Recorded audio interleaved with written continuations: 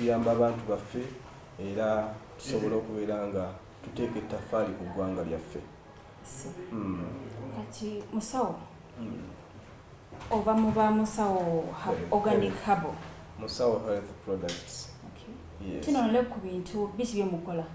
Musawo Health Products tukola products nyingi nnyo era nga products zaffe zetukola zitagetinga oba nga tutunuulira ebyo ebitundu ebisinga okubeera eby'omugaso eri obulamu bw'abantu. Bwe ngamba ebitundu ebisinga okubeera eby'omugaso bye bintu abantu baffe babadde bakozesa ne basaasaanyizaamu ssente nnyingi naye nga kyalibadde kyangu nnyo okubyewala. Endwadde ezibakwata nga ziyita ku nsonga ezo naye nga zaalibadde zeewanika. Nebeera nga tosobola kubeera nga osobola okuyambibwa olw'okubeera nti tomanyi kyakukola. Nolwekyo mu bintu bye tukola mulimu eddagala eriyamba ku bantu okulwala omusujja gw'ensiri. Okuziyiza omusujja gw'ensiri twakiraba nti omusujja gw'ensiri gussa abantu bangi nnyo. Abantu baffe bafudde omusujja gw'ensiri ne tugamba tuyinza tutya okutaasa abantu baffe abalina obulwadde bw'omusujja gw'ensiri. Omwana nga wakamuzaala n'omukulu omukadde bonna bali exposed ku musujja gw'ensiri kubanga omusujja gw'ensiri guva ku ki? Omusujja gw'ensiri guva ku nsiri okkuluma.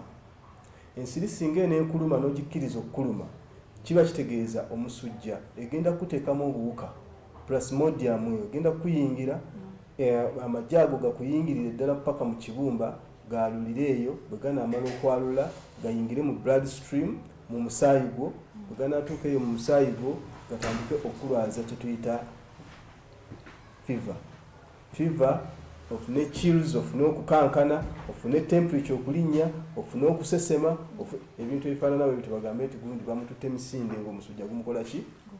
Gumuluma. Naye ng'ensonga yokka eyavuddeko okubeera ng'olwala omusujja kyavudde ku nsiri eri eyakulumye gye bayita ensiri enkazi gye bayita Anopheles mosquito. Kati ensiri eyo tugamba nti tugenda kutaasa tutya aba Musawo Health Products. Tugamba nti tukoledde kasabbuuni kano kakuyambe nti bw'oba okanaabisizza togenda kufuna bufunyi migaso gya kasabbuuni kano ng'okanaabisizza okukola ku lususu, wabula mulimu akawoowo akagenda okugoba ensiri obutakukola ki? Obutakuluma. Nti singa onoobanga okakozesa ensiri bw'eneebanga ejja bw'oli ejja kulowooza nti oli kiti. Teyinza ne bwebanga ewaliriza n'ebanga ekugwako bweti tesobola kutema kussaamu kasitingi kaayo okukuluma kubanga oba okyusizza embeera yo olususu lwo luba lukoze eki? Lulina engeri gye lukyukamu akantu kano lwakawoowo kaako era kati bwekuwulira ng'owunya bwoti egenda buki? Egenda bugenzi. Kitegeeza it is discouraged and repelled. Ono sabbuuni mumukola mu birungo ki? Ebirungo bingi nnyo okutwaliza awamu naye nga byonna birinakyo. Tetukozesa chemical yonna okusobola okuba nga tukola sabbuuni ono. Chemicals ez'obulabe ezitateekeddwa kukozesebwa nyingi nnyo ziri mu bintu bitukozesa naye muno tugamba tuli organic herbal. Twagala nnyo omuntu waffe asobole okukozesa ebintu ebigenda okubeera nga bimuyamba ku skin ye nga biri nakyo. Kyova olaba nti tekaboola mwana muto oba omuntu omukulu. Abantu bonna bakakozesa kubanga kali gentle ku skin. Kwegamba kamukwana eri olususu tekajja kukuleetera kusiibwa, tekajja kukuleetera kakanyala lususu nga bw'olaba abantu abakozesa sabbuuni ayoza engoye. Omuntu naddira sabbuuni ayoza engoye ate n'amunaabisa olususu. Sabbuuni oyo engeri gy'ajjamu amabala ate bw'omukozesa ku lususu aba so tough w'amaanyi nnyo ku luki? Ku lususu. Kyova olaba abamu booza engoye n'agamba nti nayozezza engoye naye sabbuuni yanjokyezza eki? Yes. So kitegeeza nti sabbuuni oyo alimu ebirungo eby'amaanyi ennyo ebitasaanye kubeera ku lususu naye ate osanga omuntu ng'era anaabisa sabbuuni oyo. Nosanga ng'omuntu skin yonna etandise okwatikayatika ekoze enkanyanya ng'esumuka. Kyogamba omuntu nekivaako omuntu okukola ki? Okukaddiwa. Mu mbeera eyo tukugamba nti Musawo Health Products tukukoledde sabbuuni ayinza okuyamba awonya endwadde z'ensusu zonna okugeza nga tinia okimanyi? Tinia infection mutwalire ebintu tulina tinia captitis, tinia ringworm, tinia versicolor. Ebyo byonna kika kya tinia naye okubimenyamenya mu lulimi lwaffe olutegerekeka ebiguuna. Waliwo bayita ebisente bino ebigema mu nviiri ebindi bigema ku lususu. Exactly. Kati ne wabaawo oluwumu ringworm ezo zonna bika bya tiniya. Kati ono sabbuuni yakolebwa ng'akola ku bizibu ebyo byonna. Sabbuuni eno ayamba nnyo ku bantu abayina ekizibu ky'okuba nti skin ekala eri dry. Kubanga akolebwa mu muzigo, omuzigo ogukamulwa mu bimera oguyamba olususu okukola muzigo gwaffe ogw'omubiri gwe tuyita collagen fat. Omubiri gweno okwekolera. Exactly. Okwekolera omuzigo gwagwo gwe tuyita collagen fat.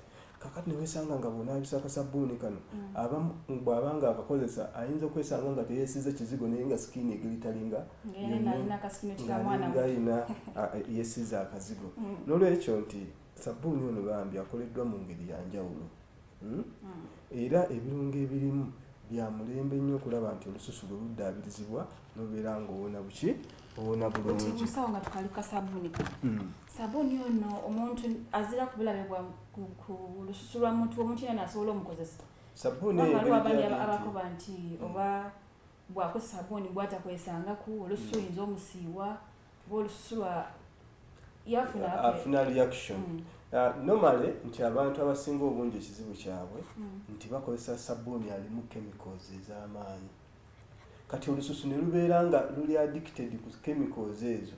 Kati bw'agenda n'abeera ng'akyusa sabbuuni olususu lwe okuva ku lukiri kye lubadde lumanyidde okudda ku kino n'asanga nga alina obuzibu. Kati naddala sabbuuni abeera n'ebizibu.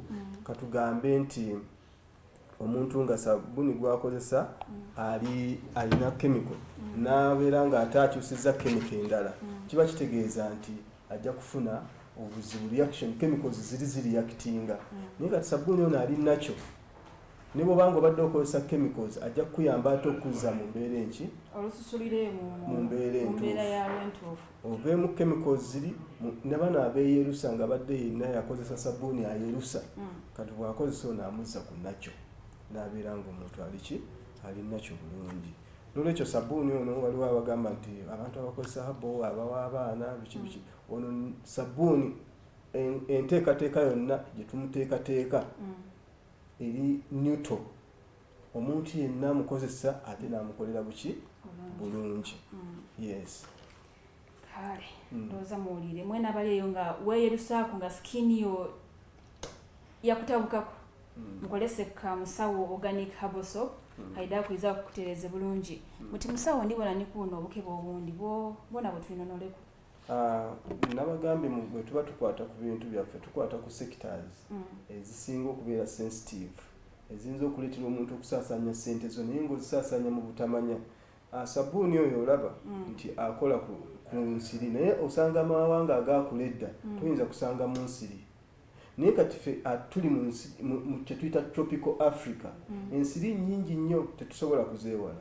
Kyokkola batugamba tutaasizza tutya omwana w'eggwanga, tutaasizza tutya abantu baffe ne tukola oyo sabbuuni. Kati ate era ne twesanga nga abakyala balina ekizibu kya infection.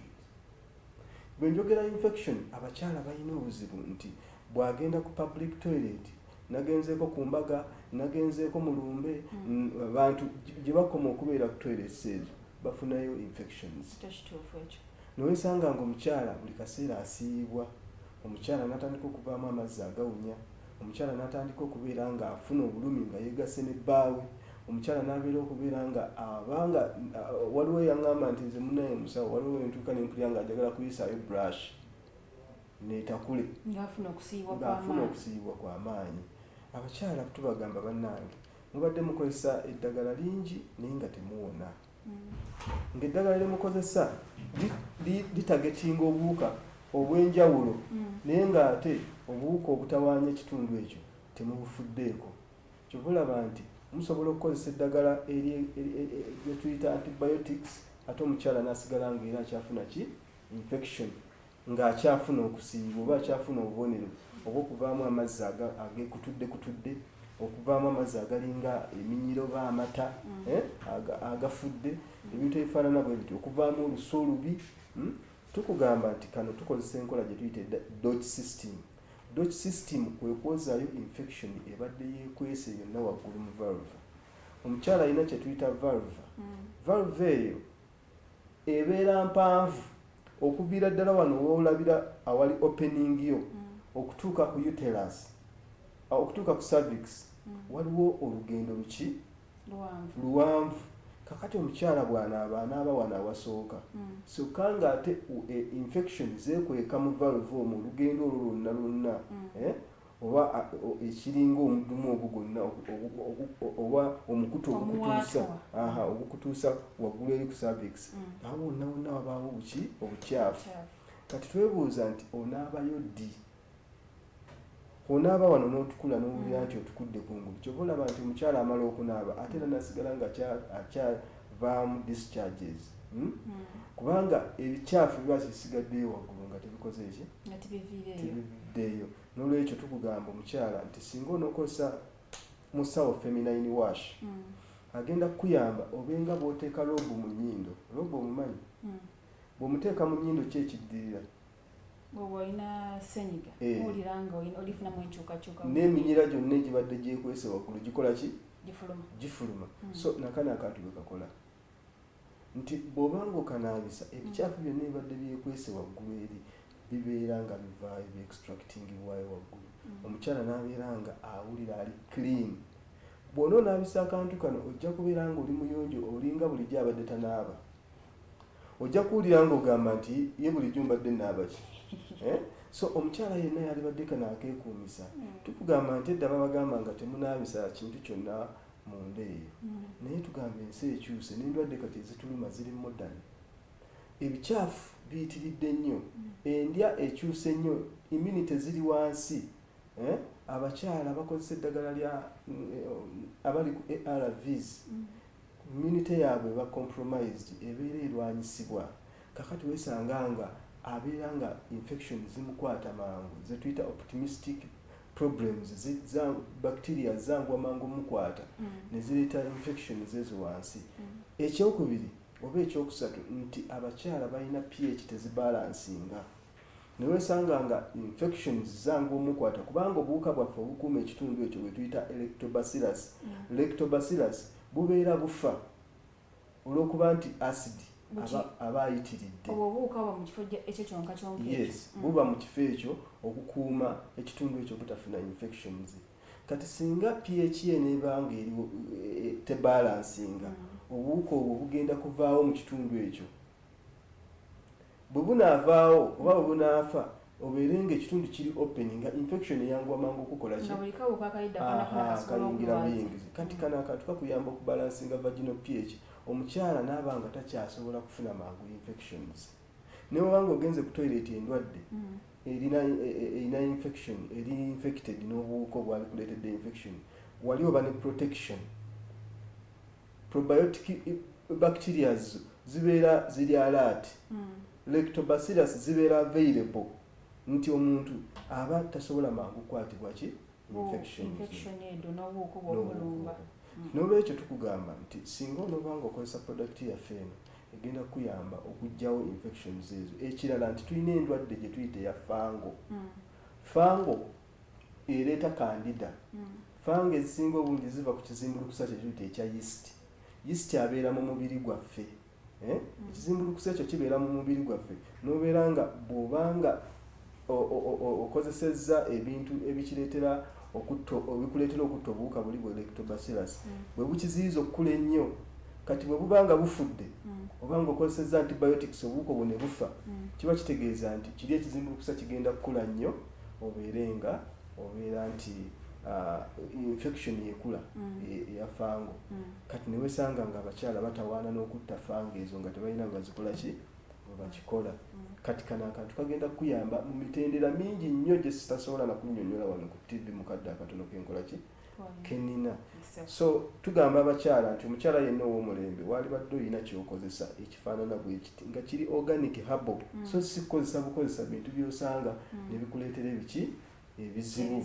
Tusanze ebintu bingi nnyo biri ku katale naye nga twabisanga dda ku the wall of shame mu America gye biba biteeka dda okuswazibwa. Waliwo ekisenge ky'okuswazibwa ng'ekintu kyonna bwe kiba nga kiri carcinogenic nga kirimu ebintu ebiyinza okuleeta kansa bakiteekawo ensi yonna n'ekikola ki? N'ekiraba. Neweesanga ng'ebintu ebyo bisanga ne ku market nga kwebiri naye nga abakyala babikola ki? babikozesa. N'olwekyo tugamba nti musawo organic feminine wash ono ajja kukuyamba obeere mulamu obone infection mu mbeera esingira ddala okuba ennungi. Waliwo ne kano kendi kubona aka anti-aging ono yewa abakyala okubeera nga tubazaamu ebirungo ebyo bibadde bibawoddemu. Abakyala tulowooza nti mukakaalukana mu mirimu mingi, muvaamu omusaayi buli mwezi, muluuzinga ebirungo nga vitamini E, muluuzinga ebirungo nga vitamini A, olususu lukala. Ekirala nti mukozesa nnyo ebintu bingi nnyo ku lususu lwammwe okwagala okweddaabiriza ensusu, ne weesanga nga ebisinga obungi bibaleetedde ebizibu. Kyetwavudde tukolayo kantu kano ke bayita musawo anti-aging cream. Gwampuliriza oba ndaba ali eyo. Musawo anti-aging cream buli omu agyetaaga kubanga erimu ebiriisa ebyolususu, ne bw'obanga obeera kasana buli kaseera, buli lw'otuuya n'ebirungo ebyo bifuluma. Naye kati akantu kano ke kagenda okuyamba okuzzaawo ebirungo ebyo. Skin ebadde etandise okukola enkanyanya, ebadde etandise okulebera, yonna eddewo ebeere faamu. Era tukugamba it even firms the breasts, nti omukyala abadde ng'ebbeere libadde litandise okulebera olwa skin eyo kubanga eweddemu ebirungo. Bw'ona omasaaginga akantu kano ku bbeere eryo ojja kulaba nga ebbeere liddawo skin nga eddawo ng'eddaabirizibwa. Kakola kuba myaka ng'emeka n'ow'emyaka tukobe nga 5 ng'ebbeere yali lyagwa ng'ayenda kulizaawo kasobola okumuyamba. Kikulu nnyo okubeera nti nno obungi bw'okozesa enjawulo eriwo ku mukadde, nti ate gwe si bw'ojja okukozesa. Omukadde ajja kwetaaga obuwerako, naye ate gwe okozesanga kamu bubiri n'obeera nga olabira ddala enjawulo ey'amaanyi kuba ye ebiriisa bingi ebiba byamuggwamu. Kati aba ayina obeera okuzzaawo. Kibanga bw'oba omaze ebbanga ddene nga mu bbanka ojjayo ssente naye nga tossaayo. Okitegeera? Skin eno erina okubeera ng'eddaabirizibwa buli kaseera. N'olwekyo kino kirungo kyo kyakuzzaawo buzza lususu kuddamu kulabika buto. Mu mbeera yonna omukyala gw'ayagala okuzzaawo ebbeere ofuna akawero ak'amazzi agabuguma, amazzi agabuguma n'oteekamu akawero n'okakamula bulungi nnyo n'osooka n'oyisa ku bbeere eryo ng'oli ku buliri bwe weebase. Then bw'omala okuyisaako ku bbeere eryo n'oleeta akazigo ako n'omasaaginga. Tetukugamba nti nno baki kitubaako kyeweeraliikirira kubanga ebintu ebyaffe biri organic herbal, tobaako ky'ogamba nti neeraliikirira kino nyinza okufuna side effect bweti oba bweti. Tobaako kyeweeraliikirira. Kantu kali organic herbal, ne bw'obanga oyagala kufuna bisingawo ojja kujja otutuukirire twongere okukunnyonnyola kantu ako. Oba otukubire ku ssimu zaffe ze tujja okukuwa osobole okubeera ng'okola ki? Ng'oba bulungi. Uti omuboni wa Baba TV anitaze okumwinonola mwagaanibwa waba musawo. Musawo Health Products tuli Munyonyo era bw'obanga otwetaaze ojja gwali atuuka mu town erinnya emmotoka ezijja Salama Road Munyonyo obeeremu ku church ya St. Paulsiano. Awo tukubira essimu yaffe. Essimu yange eri 0752 95 62 82 0752 95 62 82. Nina akantu wano ke njagala okwogerako briefly nga maze ebyo byonna kubanga products zo tulina nnyingi, naye nakugambe tukwata ku areas ezisinga okubeera ez'omugaso okuyamba abantu baffe. Nti tulinawo kano kamusawo organic toothpaste. Abantu bangi balina ebizibu by'amannyo. Weewuunya nti abantu buli kanaku akeera kusenya naye amannyo gamukola ki? Gamuluma. Ne weebuuza kiki kyasenyese ekyo kimuleetera okulumwa amannyo. N'olwekyo tukozeeyo eddagala eriri special. Lino eddagala liri alkalizing, liri liminalizing. Liminalizing kitegeeza kuzzaamu minerals eziba ziwedde mu mannyo. Agamannyo agabadde gatandise okumegukameguka gonna gajja kuddamu gagume. Exactly.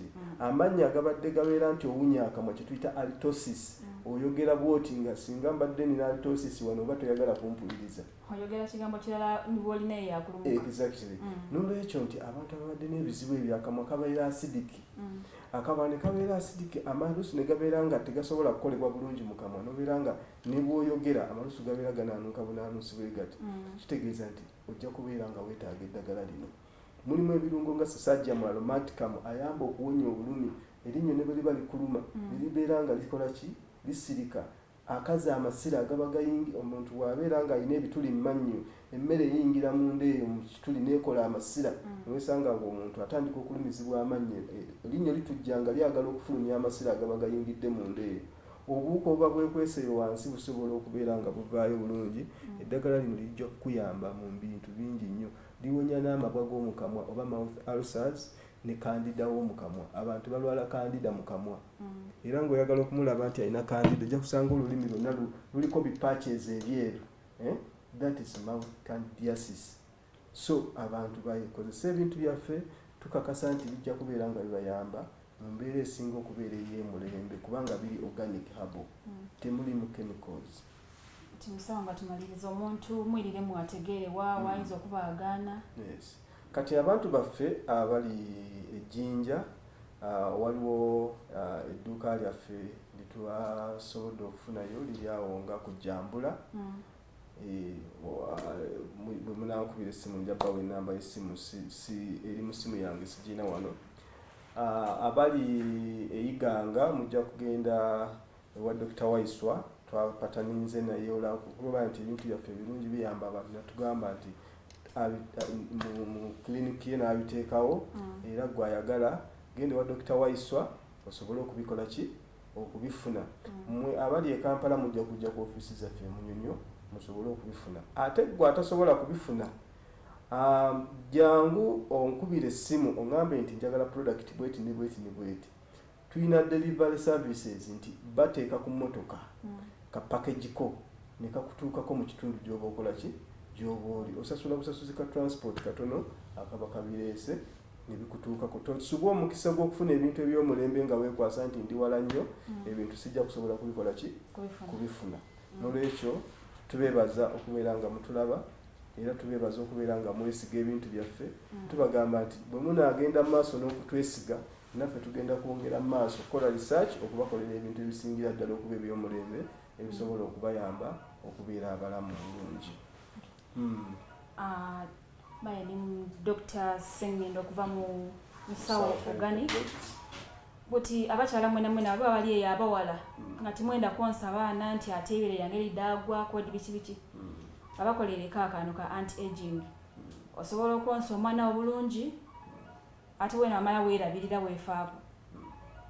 Tidda kuba nga nswika waawo wakaire katulirira empiga era ebigambo by'omusawo tiddaabiriramu kubanga wakuba atyakuyira mu lwemba kaluwoomya essaawa needo okubasiibulirako. Webale kuba mboni mulungi, webale kwekumira ku Baba TV okuva gitutandikire paka essaawa ya buti. Nsigaye nizera Kagolo Lydia Kyabazinga wa Busoga Awangale.